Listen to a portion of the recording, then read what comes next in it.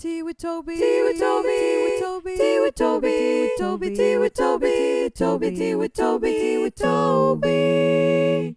Welcome to season 5 of our Tea with Toby podcast. This season, our focus is all about elevating social care, and we touch on a number of key and topical subjects vital to growing care organisations.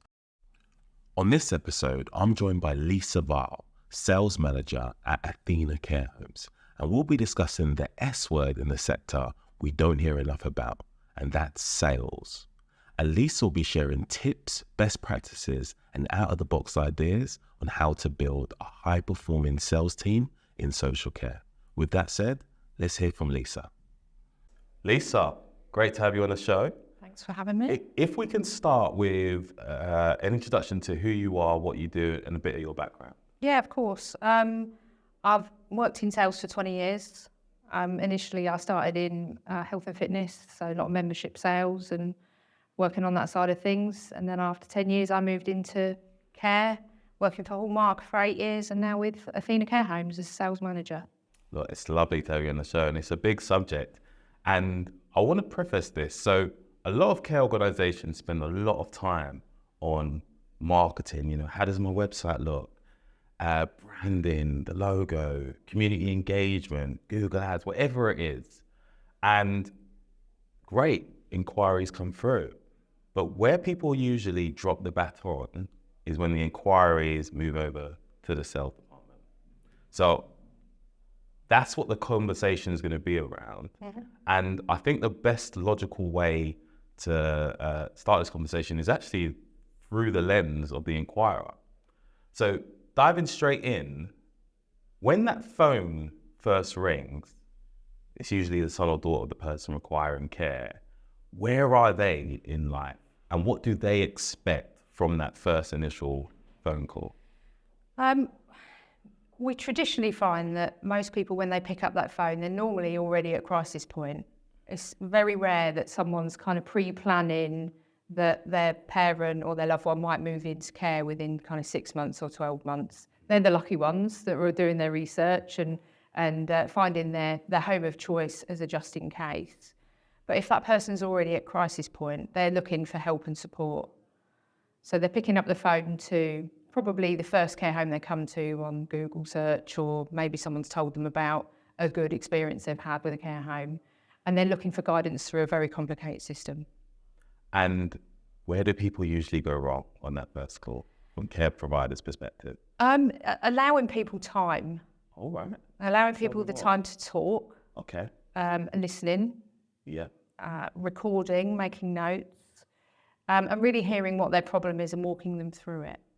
So let's dive into that a bit more. So the big problem is allowing the person on the other end time.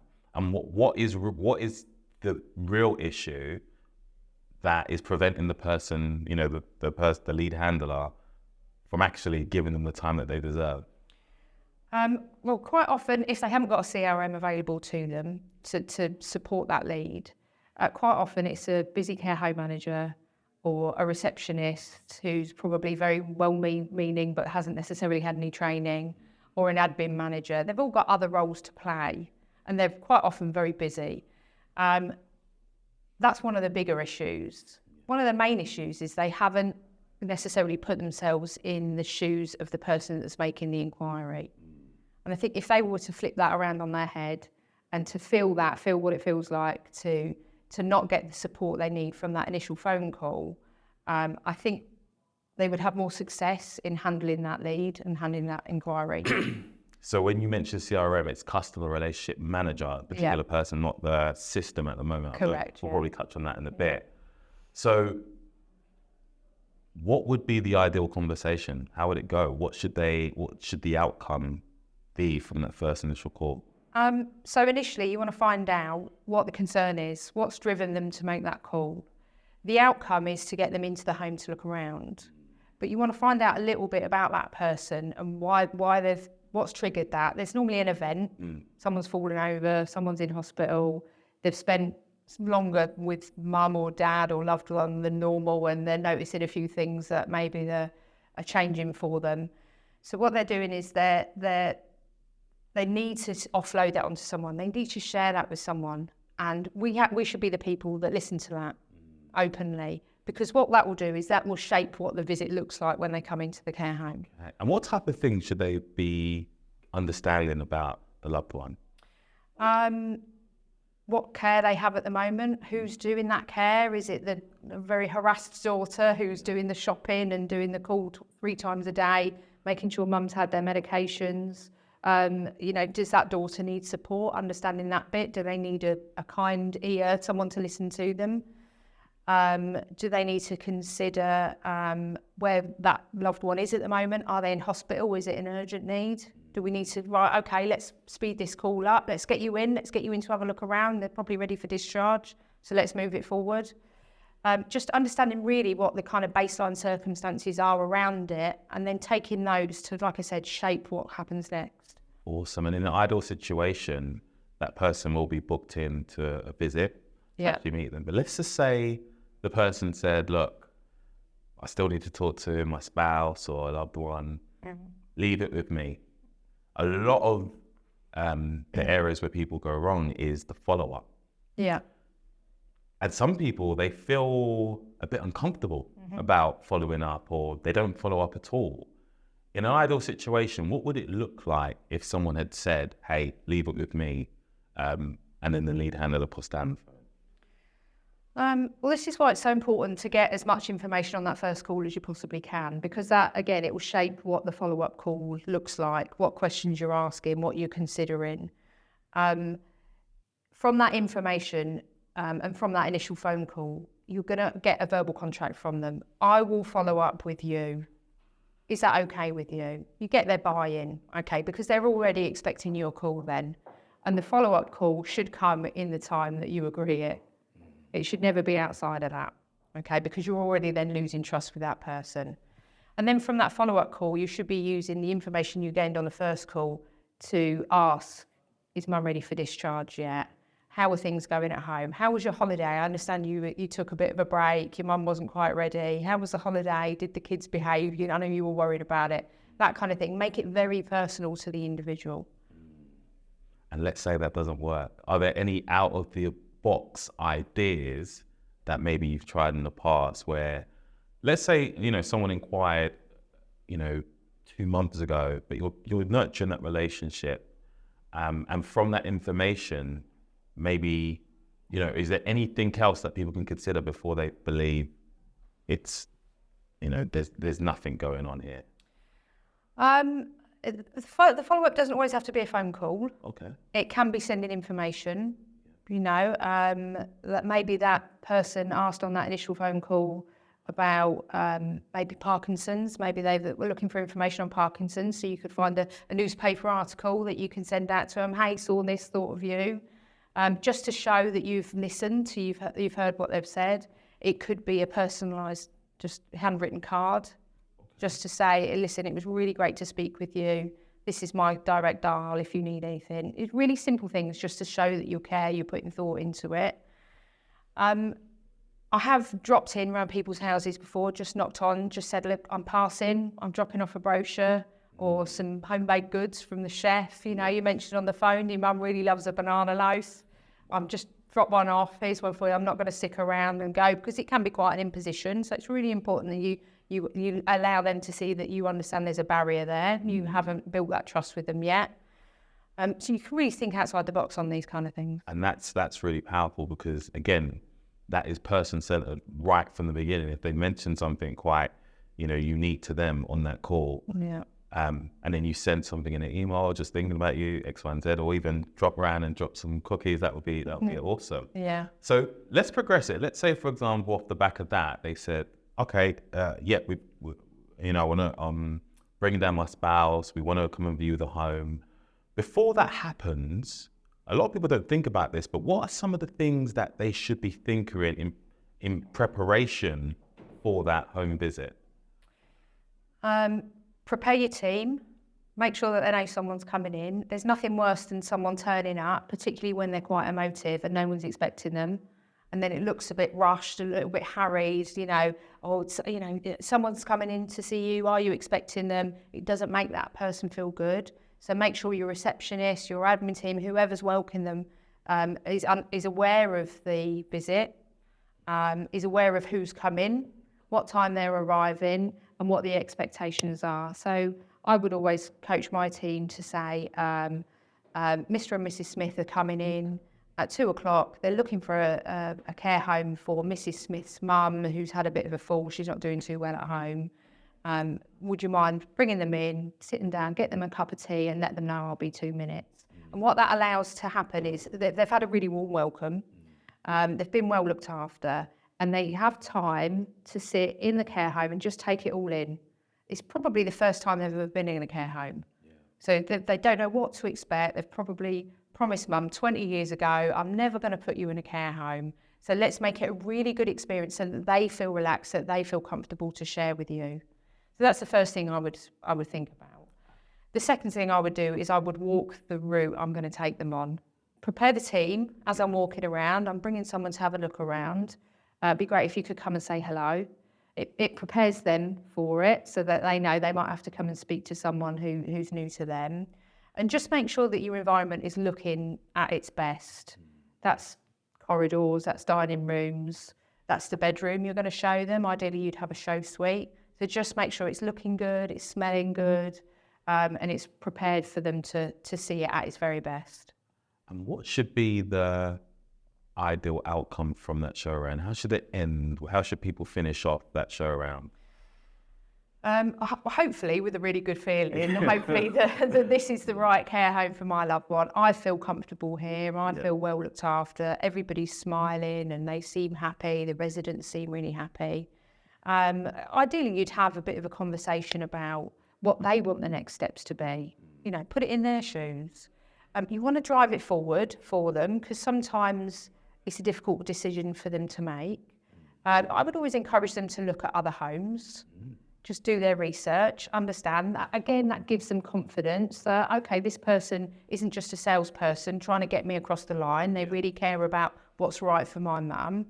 But just making sure that they leave with all the information they've got, all fees, next steps, what an assessment looks like, how quickly we can work with them.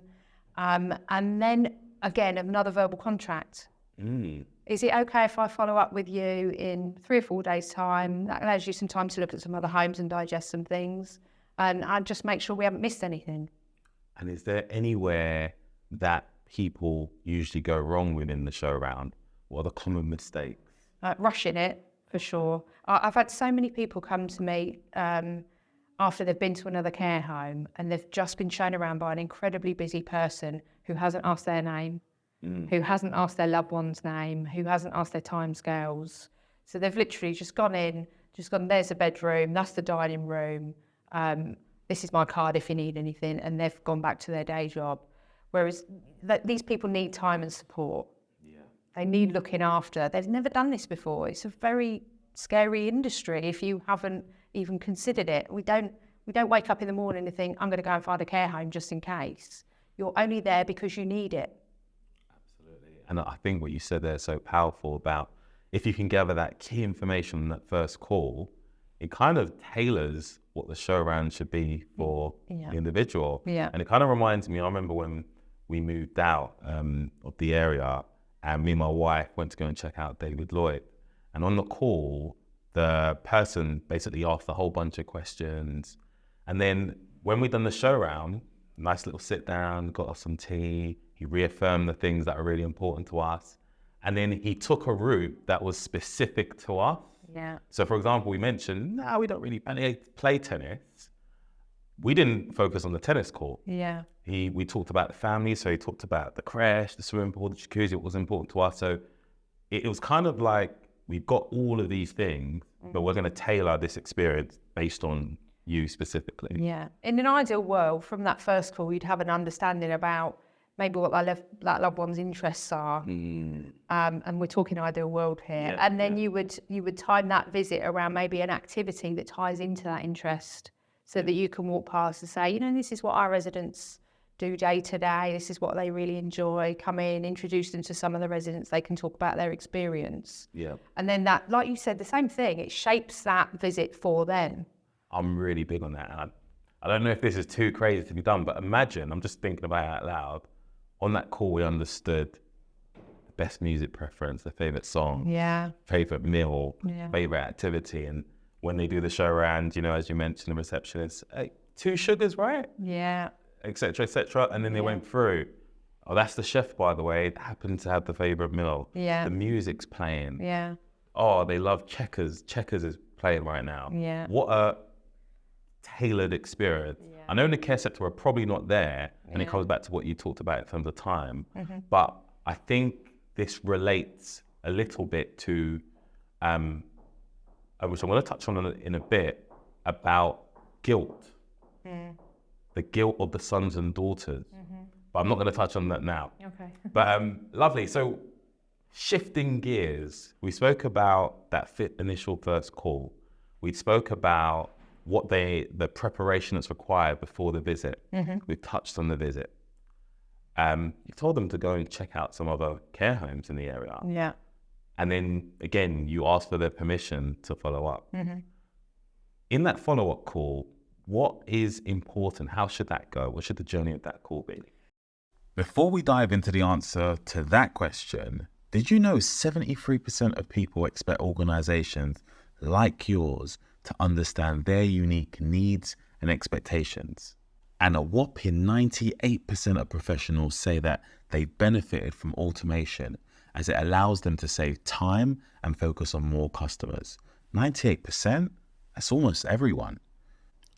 Want to find out more about what your customers expect from your service? Download Salesforce's State of Service report to discover the trends in the market and keep your business in the know. The direct link can be found in the show notes below. Now back to the episode. It's important that you reference their previous visit and how you felt that went. Any feedback they might have given during that. Give them all their words back to them.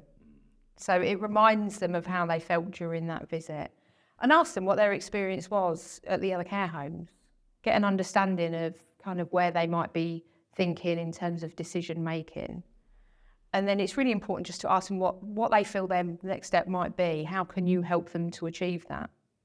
So let's talk about a rebuttal, which is probably common, is about cost. Yeah. We've checked out a few care homes local in the area. The fees are just, really high. For someone who, the care sector isn't really renowned for sales. And actually, I personally see this as service isn't sales. It's about service. How can we better serve that person? But for someone who hasn't had the training, let's say a lead handler, and they're quite uncomfortable around sales, how should they handle the maybe limiting belief about charging that price if price is an issue? That's a great question. I think all the lead handlers should understand what their market is and understand where they sit within that market. A lot of people, a lot of care home managers, a lot of receptionists, a lot of these people who often talking about fees, quite often just handing over a fee sheet and looking away. I'm not comfortable with delivering this number. They need to be confident in their product, but they need to know what everybody else is delivering as well. Because it's all well and good, you know your own four walls, you know what's inside it, you know what your environment is. But if you don't know where that compares against your market competitors, then how can you measure that? How can you be comfortable with where that sits? It's really important that you get out there, you mystery shop, you speak to other care managers, you look at their fees. Quite often people have fees on the website, and then you understand how their fees sit in with the service they're delivering, the environment they have, their CQC report, their staffing ratios, and then you take that home and you consider that against your own product. And it's so important to know your market. Have you experienced anything like that in your history in terms of people you're training up and they might have a problem around charging what a company, their fees? Yeah, so I've worked with a care home manager a fantastic care home manager who had worked there many, many years and hadn't really been outside of that environment, and was struggling with saying the number, saying the fees, just saying it out loud, not really comfortable with it. because she didn't know what else was out there. So I worked with her on what was going on in her market, who are her competitors. Now, the industry knowledge that woman held about her competitors was crazy. It was amazing. She knew exactly how long that manager had been in post and what their service was like and what their staffing ratios were. But she hadn't considered looking at their fees and comparing against her own.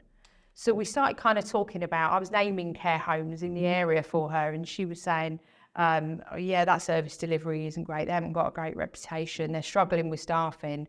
And I was pointing out to her, they're more expensive than you.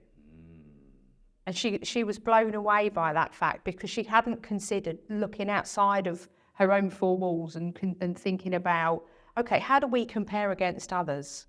It's so important to know what's going on. Absolutely. So they followed up. They said, great, would love to move in. Mum, giving them a day. Again, the preparation for that move in, again, it's not discussed a lot, but coming back to what I was talking about before, unlike New Zealand, Australia, where the retirement living communities, it's celebrated when they move in the UK, there's not a lot of knowledge, and we feel, some people feel guilt. They use the sentence, I'm moving my mum into a care home, and it's kind of like a sad experience for them. Yeah. What can be done during the move-in to give that son or daughter that confidence that actually we're moving from home to home? It's about showing the value you can give, not just to that person who's moving in, but to the whole family as well. It's about separating them from being carer to going back to being mum and daughter, which is so important. It's showing the value that can be added to mum's day, how fulfilled it can be, the relationships she's got around her, how she's likely to gain some more independence, because actually she's not got to rely on her daughter to do her shopping anymore. She hasn't got to rely on anyone to take her to the hairdressers because it's in the building. She can support herself to get to and from lunch and decide what time she gets out of bed in the morning, because she hasn't got to wait for the care team to come in and do it. So it's really important to just show how it's not, care homes aren't what they used to be. They used to be a bit of a waiting room. That was kind of the reputation, certainly. There's so much time invested now into activities and engagement and personalising that we have to really focus on that. What is giving this person focus? Thanks for that. There are some care organisations who don't have a dedicated CRM, customer relationship manager, and they're trying to build up someone within the organisation to actually take that vital role within the organisation. What would you say are some of the qualities that someone who's going to play that position within the company that they should have to ensure that they best reflect the company? Listening skills is massive. To be able to listen and reflect back, it's huge within this journey. There's sometimes when people want to kind of really offload. I've talked about this previously. They want to offload onto you. They've had no one else that would understand, who they could talk to about it. And to be able to listen and understand what they're going through is just so important. But then be able to use what you've heard to shape the journey, to give them advice, to walk them through a process. That it's such a broad role, the customer relationship manager role. It's not something you learn overnight, because there are so many different scenarios within that can come up, different funding streams, different circumstances. Someone's got lasting power of attorney or hasn't, who's got the legal right to make this decision. So when you're training up the staff that you've currently got, it's just really important that they understand care as a sector and all the challenges that it can bring up. Also have the confidence to be able to say, do you know what, I'm going to write that down, I don't know the answer, and I will come back to you with an answer within the next day or so. So listening to what their journey has been so far, offering them opportunity to give advice and next steps, and then being able to go back confidently in a timely manner on the follow-up to give value. That's really powerful. I know for carers within the care sector, where there's a big drive to find people from outside of the sector because there's a shortage. Do you feel that this role, the person in this role, has to be from the sector, or do you think they can, be from outside of the sector? Well, I came from out of sector, of course, didn't I? So I came from kind of a health club background. The thing that got my CV notice was my experience within membership sales in gyms. So that's again, it's walking people through a process. It's listening, it's understanding, and it's giving them a package that suits what they're looking for. I was able to transition quite well. There's still a lot to learn, but in terms of that kind of key selling bit, I already had that experience. I've had some fantastic people from travel, from retail, all sorts of different areas that have been quick learners, and have worked with support, but have been incredibly successful at the role. Absolutely. I think that, from different industries, they get to bring a unique insight as well. And there's some transferable skills. Absolutely. And I think it's really good if they come from out of industry, actually, because you want someone with fresh eyes, but you want someone who's going to keep those fresh eyes. When you've got someone who's maybe worked in different positions within care, they're likely to always have that mindset and see it through those eyes. Whereas you want a customer relationship manager who's always going to see it through the customer's eyes. Always that customer journey, the experience, how to manage an inquiry as well. They need to be able to see it from a very different perspective. So I think it's really good if they come from outside of care. So we've got a bonus question we're asking all of our guests, and I'd love to know your thoughts on it. What it is forgetting about the how. If in an ideal world, what is one thing that you would implement in the care sector that will make a positive impact? That's a great question. And I think I refer back to what I said earlier. I think get more people from out of sector. I think there's so much experience we can bring in, fresh eyes, a different perspective. I think it's so important that we broaden our horizons. I think it's fantastic when people have worked their way up from different positions, care assistants and housekeepers that become general managers. But I think that experience from the outside world is incredible, and I think it's so key. I think, can I add one more? No, I've absolutely. got one more as Squeeze well. one in. Yeah, definitely.